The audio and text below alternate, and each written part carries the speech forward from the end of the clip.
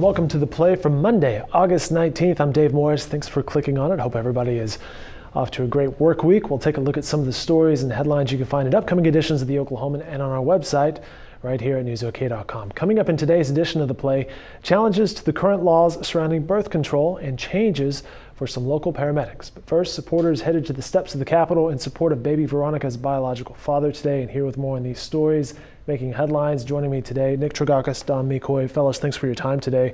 Nick, we'll start with you. The rally at the state capitol, baby Veronica. What's new in this case?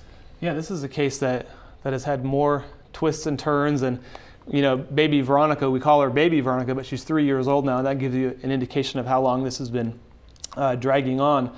And that's kind of the message that the people who went down to the Capitol today were trying to get across was, let's stop this thing from dragging on and let's let baby Veronica stay in Oklahoma with her biological father. Their main concern was that she is of Cherokee heritage, and if she was awarded to her adoptive parents in South Carolina, that she would lose touch with her culture, her Cherokee heritage, and they don't want to see that happen. So they met at the Capitol today to voice those kinds of opinions. And you were looking at B-roll there from the state capitol shot by our Tim Money. The Oklahoma's Michael McNutt is working on the morning after pill, a story about that, and a county judge heard arguments today. Yeah, this is a birth control measure was passed in the Oklahoma legislature earlier this year. It was set to go into effect Thursday. And what the law said was that if you were 17 and older and you wanted the morning after pill, you had to show identification. If you were younger than 17, you had to have a prescription to get it.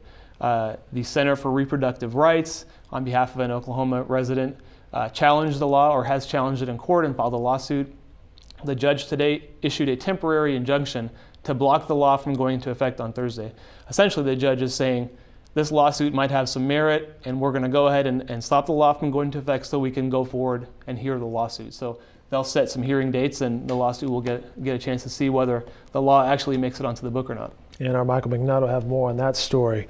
Don McCoy, the business editor, let's turn to you and an update on Paramedics Plus. Yeah, Paramedics Plus today issued layoff notices to all 717 of their employees.